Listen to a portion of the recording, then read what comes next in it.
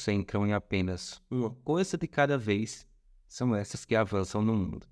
Bom dia, eu sou Gênio Carlos, terapeuta ocupacional, e hoje a gente vai começar a nossa terceira live, o nosso terceiro capítulo do livro A Única Coisa.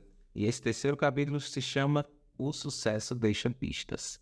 Então vou aqui colocar um filtrozinho, né? Porque a carinha de sono está um pouco grande e a gente precisa ficar bonito para aparecer por aqui, certo? Não sei se esse filtro pegou, mas acho que gostei dele. Então vamos lá. As provas da eficiência da única coisa estão em toda parte. Procure com atenção e você sempre as encontrará. Um produto, um serviço. As empresas extraordinariamente bem-sucedidas sempre têm um produto ou serviço pelo qual são mais conhecidas ou que lhes rende mais dinheiro. O Coronel Sanders abriu a KFC com uma única receita secreta de frango. A Adolph Coors Company cresceu 1.500% entre 1947 e 1967, com apenas uma bebida, produzida em uma só cervejaria. Os microprocessadores geram a maior parte da receita líquida da Intel. E a Starbucks, vocês já sabem, né? Café. A lista de empresas que alcançaram resultados extraordinários com o poder da única coisa é interminável. Às vezes, o que é feito ou entregue também é o que é vendido, mas nem sempre. Veja a Google, por exemplo. Uma única coisa é um mecanismo de busca. Por exemplo, a sua única coisa é o que torna possível vender publicidade, sua principal fonte de receita. E quanto a Star Wars? Sua única coisa são os filmes ou os produtos oficiais? Se você disse produtos, acertou. E errou também. Na década de 2000, a receita gerada pelos brinquedos passava 10 bilhões de dólares. A receita gerada pelos filmes realizava metade disso. Então, ao passo que a bilheteria dos 6 filmes principais em todo o mundo totalizava menos da metade de 4,3 bilhões. A meu ver, os filmes são a única coisa da linha Star Wars, porque são eles que possibilitam a venda dos brinquedos e de outros produtos oficiais. Nem sempre a resposta é clara, mas isso não diminui a importância de descobri-la. É comum que inovações tecnológicas, mudanças culturais e forças competitivas façam a única coisa de uma empresa evoluir ou se transformar. Sabendo disso, as empresas mais bem-sucedidas estão sempre perguntando: qual é a nossa única coisa? A Apple mostra que como é possível criar um ambiente em que uma única coisa extraordinária existe ao mesmo tempo em que a empresa transita para uma outra coisa extraordinária. Então, de 98 até 2012, a única coisa da Apple passou dos Macs para os iMacs. A única coisa da Apple, depois do iTunes, depois veio os iPods, até chegar nos iPhones, com o iPad já despontando na corrida pelo primeiro lugar da linha de produtos. Quando um novo dispositivo ouro ganhava os holofotes, os outros não eram suspensos nem relegados a bancas de desconto.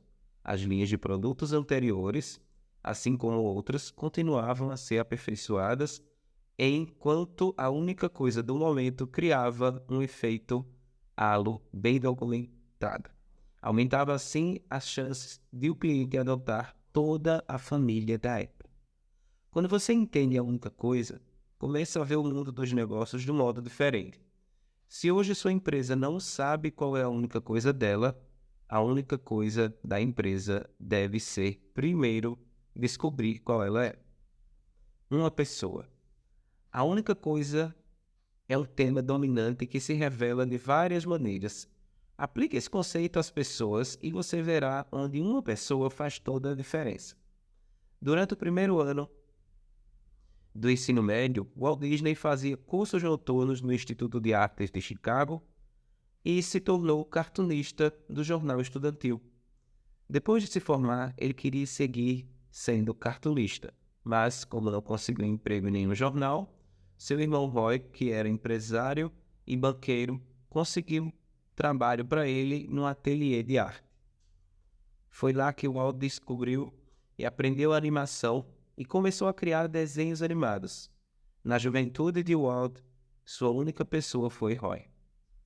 Para Sam Walton, sua única pessoa no início foi L.S. Robson, seu sogro, que lhe emprestou os $20.000 necessários para abrir sua primeira empresa de varejo, uma franquia da Ben Franklin. Mais tarde, quando Sam estava inaugurando seu primeiro Walmart, Robson, sem contar a Sam, pagou $20.000 por um aluguel que permitiu sua expansão fundamental. Albert Einstein teve Max Talmud, seu primeiro mentor. Foi Max que apresentou a um Einstein de apenas 10 anos textos fundamentais sobre matemática, ciência e filosofia. Mas Max fez uma refeição por cima com a família Einstein durante 6 anos enquanto orientava o jovem Albert. Ninguém se faz sozinho. Oprah Winfrey diz que foi salva pelo pai e pelo tempo que passou com ele e a esposa. Ela declarou o seguinte a Jill Melson, da The Washington Post Magazine: "Se não me mandassem ir morar com meu pai, eu teria seguido outra direção." No âmbito profissional, tudo começou com Jeffrey Jacobs, o advogado, agente e consultor financeiro que, quando Oprah precisou de orientação quanto aos trabalhos, a convenceu a abrir a própria empresa em vez de simplesmente alugar seu talento. Assim nasceu a Apple Productions. O mundo inteiro já sabe que John Lennon e Paul McCartney tiveram grande influência sobre o processo um do outro como compositores, mas nos estúdios houve a presença marcante de George Martin. Considerado um dos maiores produtores musicais de todos os tempos, muitos o chamam de o quinto Beatle. Também seu papel nos discos da banda. O conhecimento musical de George ajudou a preencher as lacunas entre o talento bruto dos Beatles e o som que eles queriam produzir. A maioria dos arranjos orquestrais e das instrumentações dos Beatles, além de numerosos trechos de piano, um dos primeiros discos foi a escrita ou tocada por Martin. Para todo mundo existe aquela pessoa que significa o máximo para elas ou que foi a primeira a influenciá-las, treiná-las ou administrá-las. Ninguém alcança sucesso sozinho. Ninguém. Uma paixão ou habilidade. Examine bem qualquer caso de sucesso extraordinário e você encontrará a única coisa. Ela sempre aparece em histórias de qualquer empresa de sucesso e na vida profissional de qualquer pessoa de sucesso. Também aparece ao redor das paixões e habilidades pessoais. Todos nós temos paixões e habilidades, mas se você verá que as pessoas de sucesso extraordinário demonstram uma intensidade maior ou têm uma habilidade aprendida que se destaca, definindo-as ou impedindo-as mais do que qualquer outra pessoa. Muitas vezes, a fronteira entre a paixão e a habilidade é turva, porque quase sempre elas andam juntas. Mas Patty Matthews, um dos maiores pintores impressionistas americanos, conta que transformou sua paixão pela pintura em uma habilidade e mais tarde em uma profissão, simplesmente pintando um quadro por dia. Assim como Angelo Amorico, um renomado guia turístico da Itália, que desenvolveu suas habilidades e a empresa a partir da enorme paixão que nutria por seu país e do profundo desejo de compartilhar essa paixão. Esse é o enredo central das histórias de sucesso extraordinário. A paixão nos faz investir um tempo desproporcional naquilo que amamos, seja aprendendo ou praticando alguma coisa. Esse tempo acaba se produzindo em habilidade. Quanto maior a habilidade, melhores os resultados. Os resultados geralmente nos deixam felizes, o que nos faz ter mais paixão e investir ainda mais tempo. é um círculo virtuoso capaz de levar a resultados extraordinários. Uma grande paixão de Gilbert Tabone é correr. Ele é um corredor de longa distância americano que nasceu em Songa, no Burundi, e seu amor precoce pelo atletismo o impulsionou a vencer o Campeonato Nacional de Burundi nos 400 e 800 metros masculino, quando estava apenas no primeiro ano do ensino médio. Essa paixão ajudou a salvar sua vida. Em 21 de outubro de 93, membros da tribo Hutu invadiram a escola de Gilbert e capturaram os alunos da tribo Tutsi. Os que não foram mortos imediatamente foram espancados e queimados vivos numa construção ali perto. Depois de 9 horas debaixo de corpos sendo incinerados, Gilbert conseguiu escapar e, correndo mais rápido que seus captores, ele chegou ao hospital próximo, foi o único sobrevivente. Gilbert Tabone foi para o Texas e continuou competindo, aprimorando suas habilidades. Recrutado pela Universidade Cristã de Abilene, ele ganhou 6 campeonatos nacionais. Depois de formado, mudou para Austin, onde, segundo diversos relatos, é o treinador de corridas mais popular da cidade. Junto com outras pessoas, Gilbert fundou a Gazelle, uma voltada para a abertura de poços d'água em Burundi. O principal evento promovido pela fundação é captar recursos. Veja só, Run for the Water, uma corrida beneficente que acontece nas ruas de Austin. Está vendo como o tema percorre por toda a vida dele? De competidor a sobrevivente, da universidade para a carreira e em seguida para a beneficência. A paixão de Gilbert pela corrida se tornou uma habilidade que levou a uma profissão e que, por sua vez, lhe deu a oportunidade de retribuir à sociedade. O sorriso que ele dá nos corredores que treinam em volta do Lago Ladybird, em Austin, simboliza com uma paixão que pode ser habilidade. E com duas coisas juntas podem impulsionar e definir uma vida extraordinária. A única coisa se revela repetidamente na vida das pessoas de sucesso porque é uma verdade fundamental. Ela apareceu para mim, e se você permitir, aparecerá para você também. Aplicar a única coisa no seu trabalho e na sua vida é a atitude mais simples e mais inteligente que você pode tomar para disparar rumo aos seus objetivos. Uma vida. Se eu tivesse que escolher apenas um exemplo de alguém que aproveitou a única coisa para criar uma vida extraordinária, seria o empresário americano Bill Gates.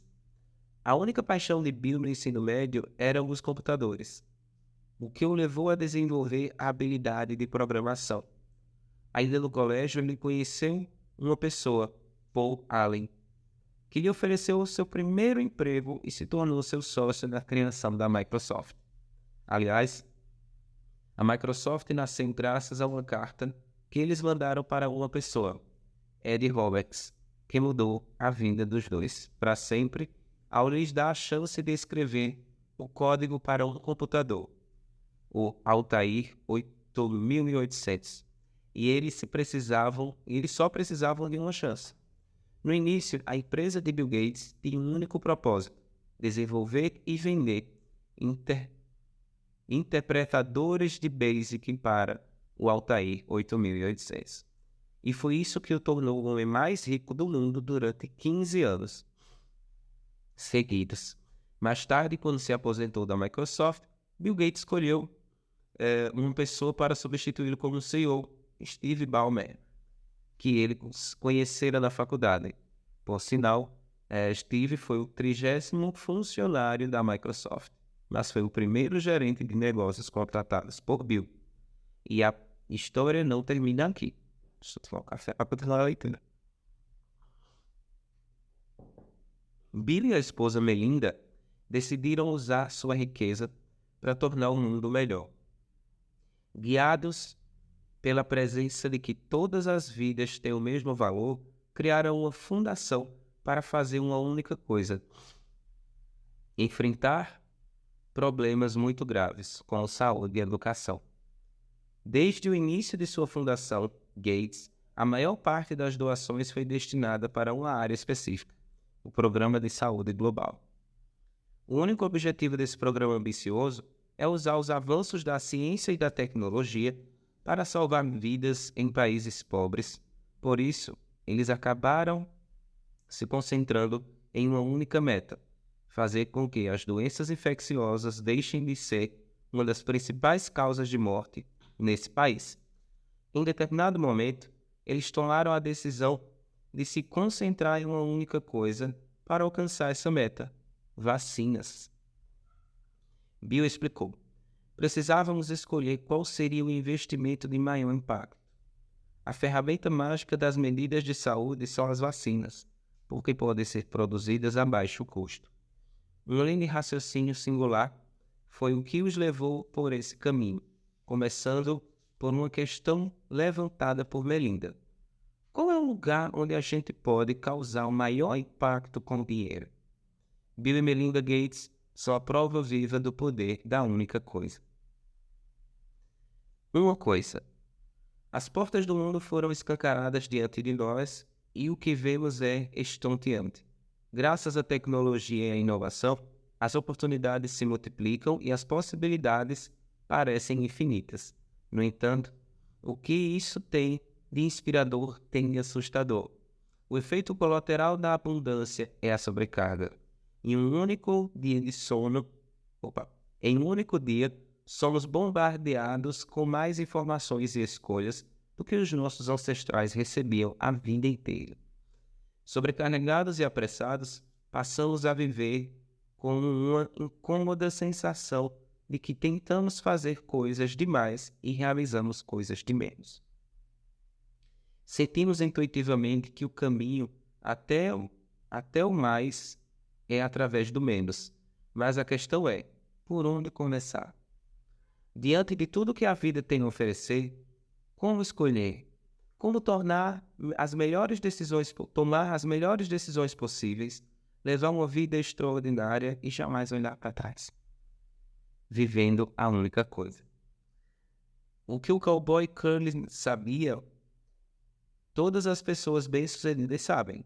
A única coisa é essencial para o sucesso e é o ponto de partida para resultados extraordinários. Baseada em pesquisas e experiências, essa é uma grande ideia sobre o sucesso embrulhada num pacote simples. Explicá-la é fácil. Colocá-la em prática pode ser difícil. Assim, antes de iniciarmos uma discussão séria e honesta sobre como a única coisa realmente funciona, quero discutir abertamente os mitos e a desinformação que nos impedem de aceitá-la. São as mentiras do sucesso. Assim que nos livrarmos dessas ideias errôneas, poderemos refletir sobre a única coisa com a mente aberta diante de um caminho livre. Então, esse foi o nosso terceiro capítulo do livro A Única Coisa, que se chama O Sucesso Deixa Pistas. Então, marcado por grandes histórias de pessoas que tiveram sucesso, mas que pensaram em uma única coisa e fizeram dessa única coisa um combustível para criar outras coisas, mas nunca deixaram essa única coisa de lado. Então fizeram uma coisa de cada vez, aprimorando cada coisa, fazendo com que cada coisa fosse melhorada. E aquela que porventura tivesse ficado para trás, elas estavam não esquecidas, mas também sendo melhoradas. Porém, as holofotes estavam em uma única coisa, tá? Então, muito obrigado por vocês ficarem comigo nesse café, nessa live leitura e café. E tenham um bom dia.